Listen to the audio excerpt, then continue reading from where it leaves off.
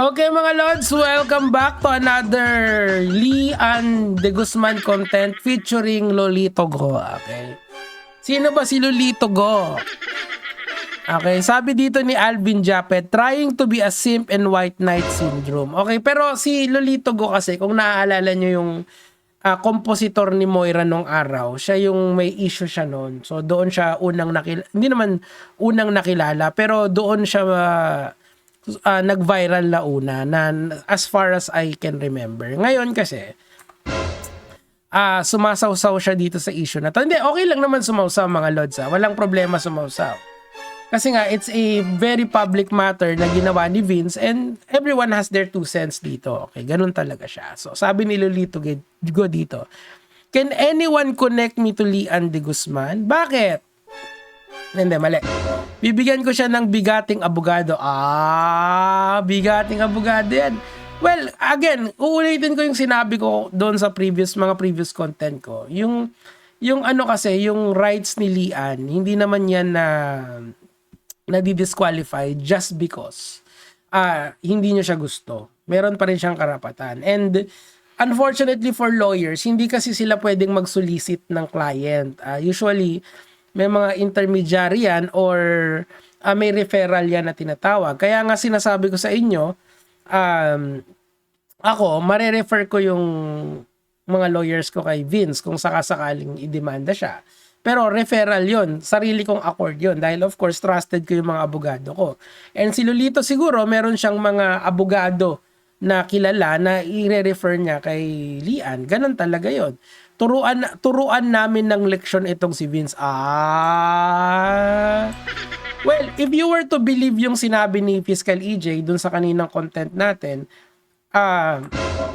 it means na talagang may something talaga may legal liability talaga si Vince. Yan talaga yon. Unfortunately, most of you guys kampi kayo kay Vince. So kaya kayong mga comments nyo, babasahin ko na lang. Ayan, daming na-bait. Kumukuha lang to ng engagement. I think seryoso naman talaga siya dyan. I mean, I'm not against her too. I don't know if there's something wrong with me or being just angry to her, bro. But she's not even married, yet she can choose. Ayan, ganun talaga yon. Ay, gusto ko rin makaisa. Okay na yan. So, ngayon, eto, gumawa ng post etong actually, 2 post yung ginawa niya dito kay, sumagot pa siya kay Doc Ron. Mamaya, co-cover din natin yan. Lahat yan, pagbibigyan natin, dahil Pasko ngayon, di ba? Okay, so, sabi ni Lolita dito, kahit oportunistang pokpok deserve ng protection ng batas. Grabe naman yan, sa wording. Well, totoo naman yon. Lahat ng tao kasi may karapatan sila. Hindi yun nadi-disqualify basta hindi mo gusto yung isang tao. And of course, kung ginawan ka ng mali ng isang tao, hindi naman, or sa perceive mo as mali, hindi rin yung legal license para gawin mo yung sa tingin mong dapat deserve niya. Hindi ganun kasi yun. It doesn't work that way. Okay? May batas tayo na dapat sundin. Okay, so dahan-dahanin natin dito. Okay, hindi porket nasaktan ka, may lisensya ka na mangwasak. That's actually not, hindi yan mali yung sinabi ni Lolito Go, unfortunately. Yes, may, fortunately or unfortunately, lalagay ko yung sarili ko dito sa neutral kasi marami kong i-cover na balita rito. Yes, may mali si Lian, may jowa siya, nakinabang siya kay Vince at nagsinungaling siya by omission. Walang debate doon. Pero hindi lahat ng mali ay pwedeng gantihan na mas malaking mali. Lalo na kung gagamitin mong armas ang public shaming, doxing adjacent behavior at content farming. Sa tingin ko naman, wala naman masama mag-content farm. Lalo sa amin. I mean, ikaw din naman kino-content mo to. Pag pinost mo sa page mo, that's already, may publishing aspect na yan and content mo na rin siya, whether you like it or not. Illegal lang ginawa ni Vince, in your opinion. I-qualify natin yon, ha?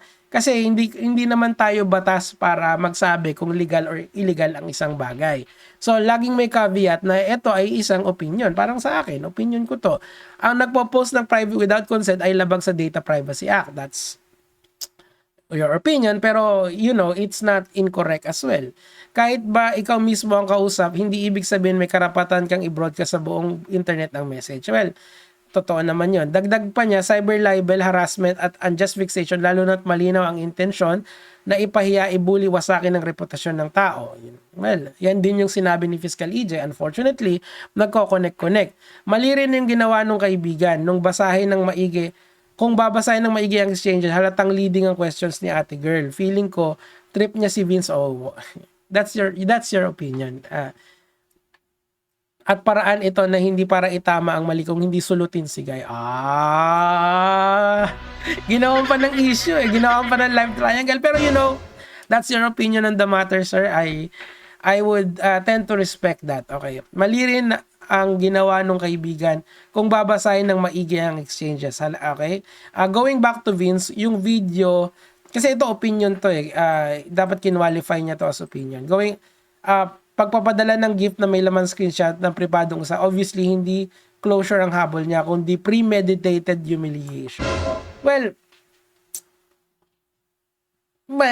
you can say na it's just to, for me, hindi siya necessarily humiliation It's a form of kasi yung intention, yung consequence was the shaming. Pero I believe linagay niya yung batas sa kamay niya. I think that is the more appropriate way of understanding this. Kung ako yung tatanungin mo in a social media perspective. Kasi obviously, mahirap talagang panagutin yung mga ganong klaseng EA na naggumawa ng ganon. Mali yung ginagawa nila, pero kaming mga lalaki, wala naman kaming recourse dyan. So, it's kind of kagaya nung nangyari doon kay Paul, 'di ba? Nakita natin yung reaction ni Paul. It's very cathartic sa kanya. So in a way parang may ganon. Kaso nga lang talaga hindi kasi talaga natin dapat ilagay yung batas sa kamay natin kahit na hindi mo gusto yung tao, 'di ba? At dito nagiging mas toxic maaraw-araw niya, ginawa niyang serialized content. Ibig sabihin, hindi ito tungkol sa paghingi ng hustisya o paglabas ng sama ng loob.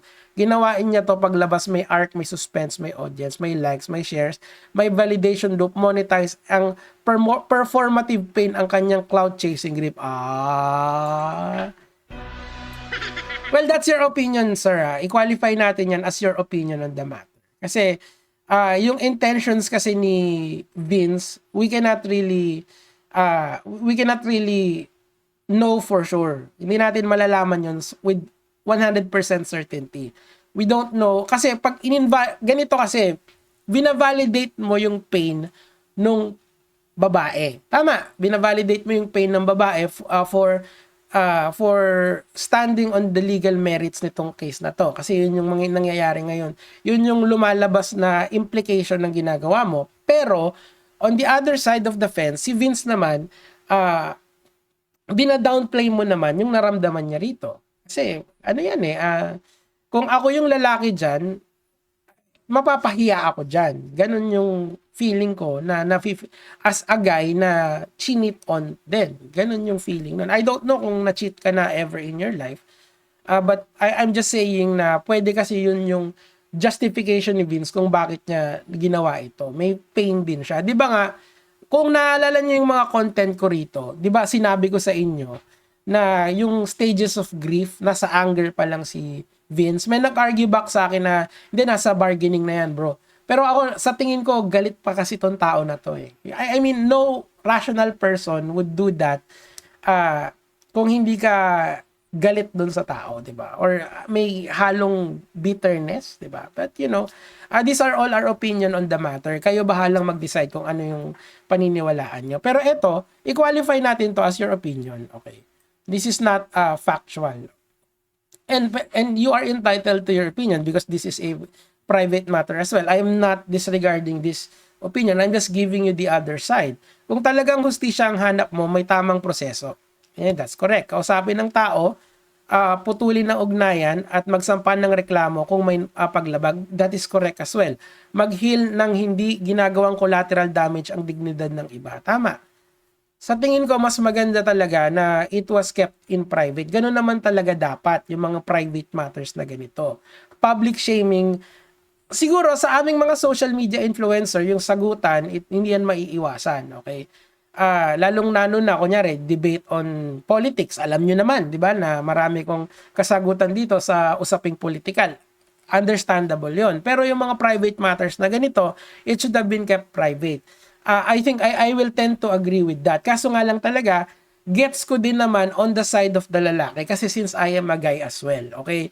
Hindi ko gina-justify yung ginawa ni Vince. Bagkus naiintindihan ko siya as a guy.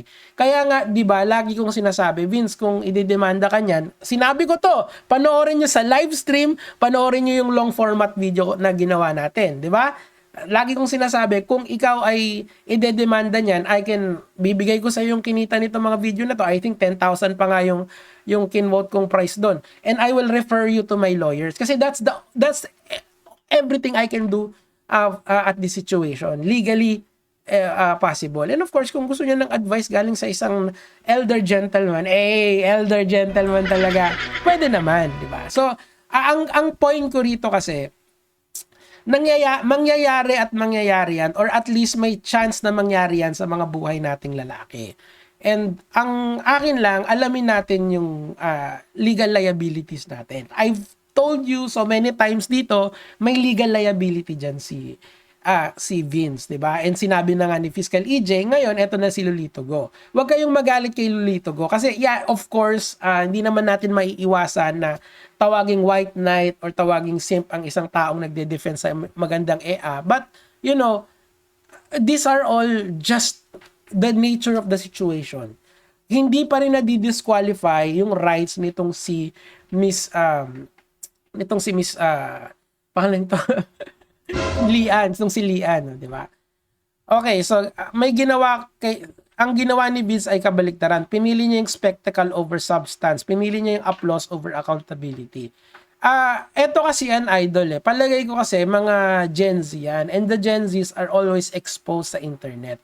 I remember one citation dito, kung napanood yung video sabi niyang gano'n, hindi ba yung mga cheater linalabas yan sa public kapag nag-cheat? Di ba ganun yung sa kanya? And ganun kasi yung naging precedence kasi yung ganun dito sa internet. Although masasabi ko na yung mga ganun is you are still legally liable for posting that. Gets nyo ba?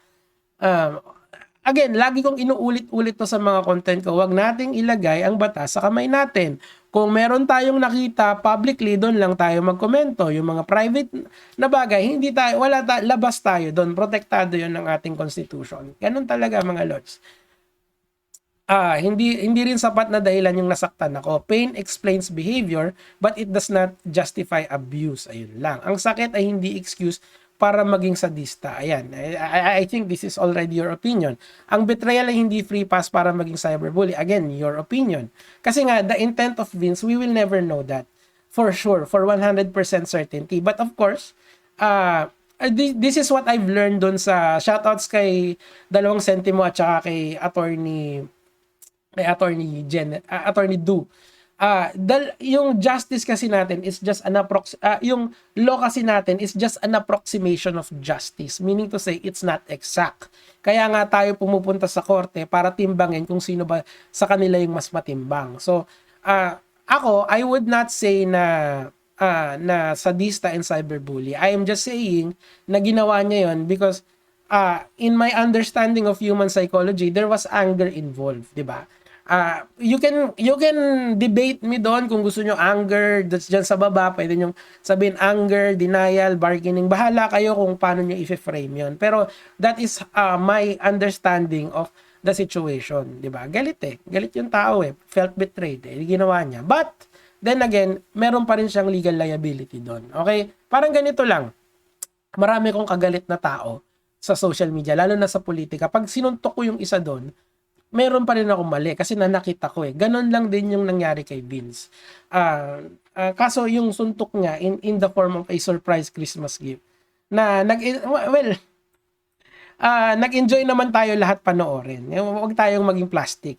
Doon tayo matakot kapag collective response natin ay deserve na yan. Kasi kapag pinalakpakan natin ang ganitong klaseng paghihigante, tinuturuan natin lahat na kung nasaktan ka, gawin mong content, gawin mong public execution. Well, pinost niya na Anong magagawa natin, Mr. Siyempre ako, sinasabi ko lang lagi, may liability yan. Kung ready ka naman sa consequences ng actions mo, bahala ka. Kasi buhay mo yan end of the day Gets nyo? Kung ako lang yung Kung ako lang talaga, aba, kung kunyari, kung Nico na ako, kung MB na, gagawa ako Mousy, Vow MC, Va MC. Oh, yun. Ay. Ewan ko kasi si Fiscal kinukulit ko nagawa ng content Pero I don't think na uh, things will change for the better in the long run. So we really have to take it on the chin, tayo mga lalaki. It's just how it is. Tayo yung hindi naman tayo yung nagbubuntis kapag meron tayong iniyot na babae. Hindi rin tayo yung physically we are stronger than most women, 'di ba? Ganun talaga sabi nga sa batas, those who have less in life should have more in law. We are ang babae merong matik yan, every month yan nagkakaroon sila ng menstrual cycle. Ibig sabihin, there are downtime sa kanila. Tayong mga lalaki, wala naman tayong ganyan Ang pinaka downtime natin pag wala tayong trabaho So, ganun talaga. This is how society looks at us men. And unfortunately, yung mga cheating na ganito, we just have to take it on the chin. Sabi nga ni Neo, go on girl. Please don't worry about me. I'll be fine. Diba? Tuloy natin.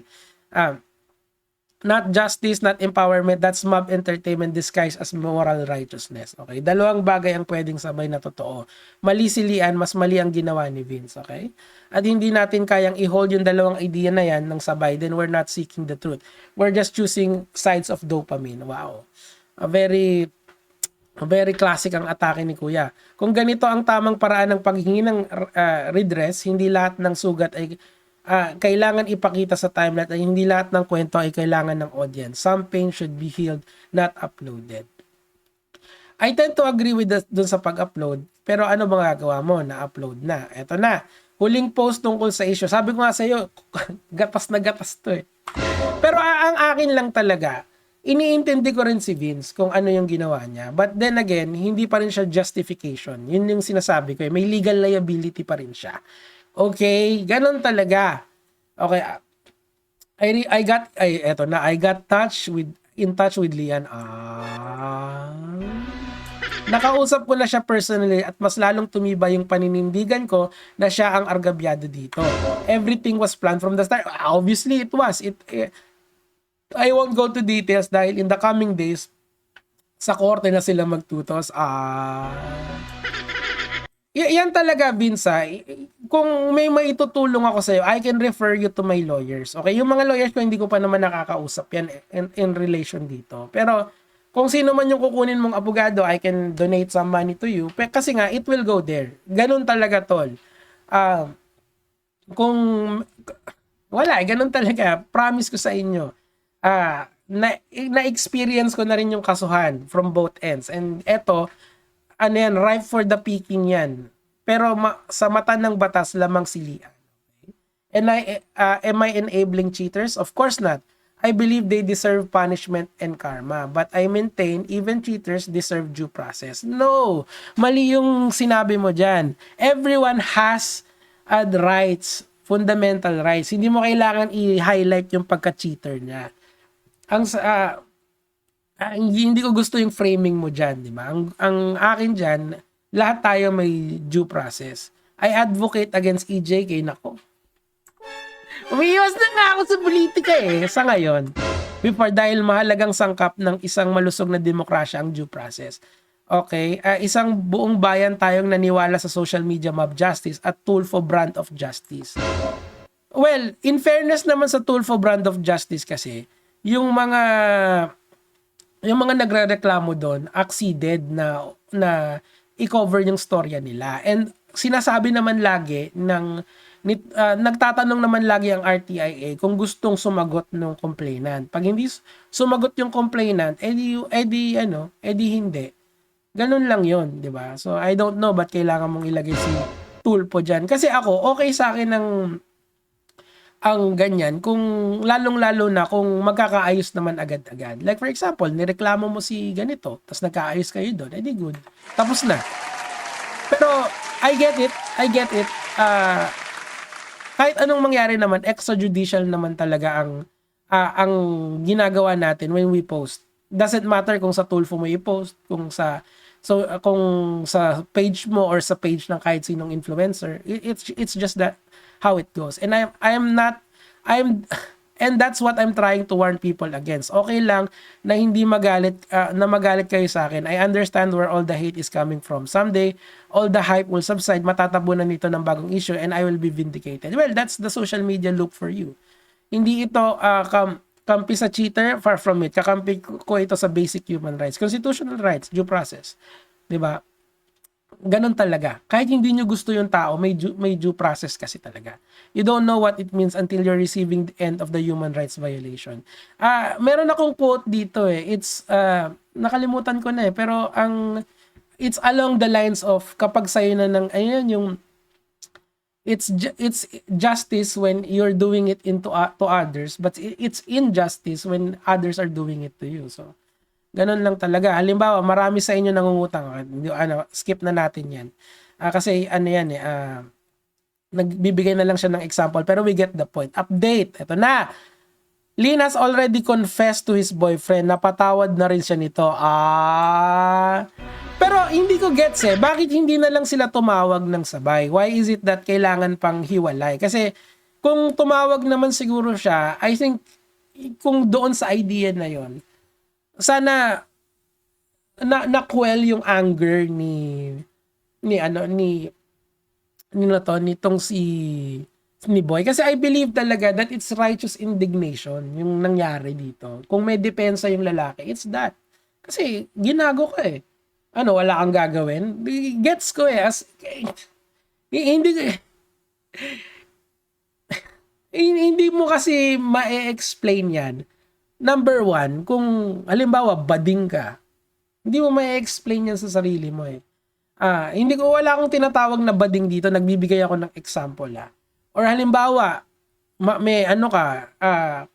may happy family ka, hindi mo maiintindihan yan. Sobrang hindi talaga. Pero, if you're a guy na chinit on by a girl, gets mo yan, okay? Parang si Paul, di ba? Yung storya ni Paul. Parang vindicated yung feeling niya. Parang nakabawi siya. Yung may catharsis sa kanya because he got cheated as well. So, gets niya na parang nakahinga siya ng maluwag dun sa ganun. Diba? I mean, yun nga. So, I would maintain my position na galit dito si Vince and this is just righteous indignation happening. Of course, he broke some law. I'm not saying na wala siyang liability. In fact, I am saying na may liability siya. But then again, I understand him as a point of view of a man.